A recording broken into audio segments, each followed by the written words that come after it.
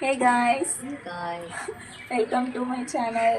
welcome to my channel. இன்னைக்கு ஒரு evening vlog மாதிரி தான் இது. ஈவினிங் ஸ்நாக்ஸ்க்கு நாங்கள் ஸ்வீட் தோசை ஸ்வீட் அடை தான் சாப்பிட போகிறோம். சத்து மாவு எப்படிம்மா இது பண்ணுங்க? சத்து மாவில் வெல்லம் பழம் வெல்லம் போட்டு கரைச்சி கொஞ்சம் உப்பு போட்டு கரைச்சி நெய் ஊற்றிருக்கீங்க தானே? தோசை ஊற்றி அடையும் அப்படியே அது மாதிரி பண்ணி எண்ணெய் ஊற்றலாம், எண்ணெய் ஊற்றிக்கலாம். தோசை மாதிரி சாப்பிட்லாம், அடை மாதிரி சாப்பிட்லாம். சத்து மாவில் வெல்லம் போட்டு நெய்யும் கூட போட்டு சாப்பிட்டிங்கன்னா அதோட ஃப்ளேவரும் டேஸ்ட்டும் சூப்பராக இருக்கும். ரொம்பவே ஹெல்த்தியாக இருக்கும்.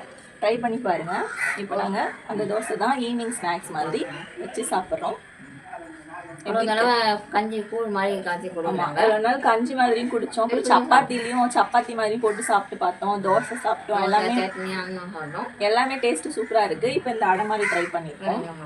நூடுல்ஸ் கூட நம்ம ஹோம்மேட் மாதிரி செய்யலாம். சூப்பராக இருக்கும். ஸ்வீட்டாக தோசை மாதிரிலாம் ஸ்வீட்டாக ஈவினிங்கில் சாப்பிடணும் பிடிக்கும் அப்படின்னா இந்த மாதிரி கூட சத்து மாவு அரைச்சி செஞ்சு சாப்பிட்டு பார்க்கலாம். வாங்க எல்லோரும் சாப்பிடலாம். கவுசி அவன் வரமாட்டேங்கிறான். என்னம்மா சாப்பிடுவா.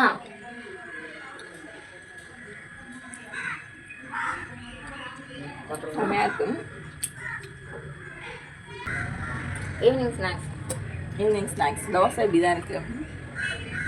அடை பெரிய சைஸாக வேணும்னாலும் நம்ம ஊற்றிக்கலாம். குட்டி குட்டியாக அம்மா ஊற்றிருக்காங்க.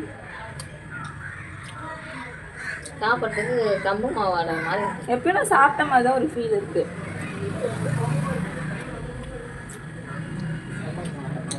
இதில் ஒரு ஃப்ளேவரும் வாசனை அந்த நெய்யும் மாவு எல்லாம் சேரும்போது ஒரு மாதிரி சூப்பராக இருக்கும் சாப்பிட்றதுக்கு. இந்த வீடியோ பிடிச்சிருந்தா லைக் பண்ணிக்கோங்க. நம்ம சேனல் சப்ஸ்கிரைப் பண்ணிக்கோங்க. நெக்ஸ்ட் வீடியோவில் பார்க்கலாம். பாய்.